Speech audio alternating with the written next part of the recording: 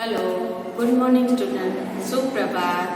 આજે હું પીટીમાં યોગ વિશે, યોગમાં ઓમનો ઉચ્ચાર, એનાથી થતા ફાયદા, એનો ઉદ્ભવ, એ કયા દોષોનો નાશ કરે છે વગેરે જેવા ટોપિક લઈને આવી છું. તો એમાં આપણો મહત્વનો છે. આના પહેલાં આપણે પ્રાર્થનાનો ટોપિક લીધો હતો, એમાં આપણે 5 પાઠ કર્યા અને એમાં મેં તમને પ્રાર્થના વિશે, એના મહત્વ વિશે સમજાવ્યું.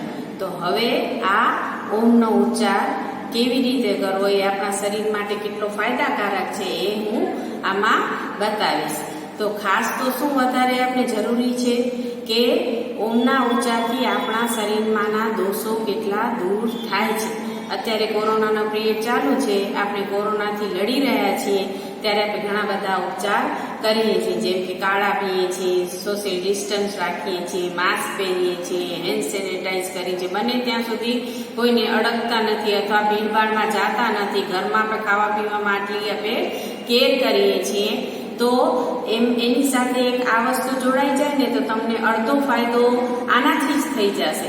એટલે કે ઓમના ઉચ્ચારથી, એનાથી આપણા શરીરમાં જે આ વાત, કફ ને પી, એ 3 વસ્તુ બને છે ને, એ તમને ઓમના ઉચ્ચારથી એટલો બધો ફાયદો કરશે કે એ બનશે જ નહીં. એના લીધે આપણે ક્યારે શરદી, ઉધરસ કે તાવ જેવી કોઈ બીમારી આપણે થાય નહીં. એટલે આપણી ઇમ્યુનિટી અંદર વધે.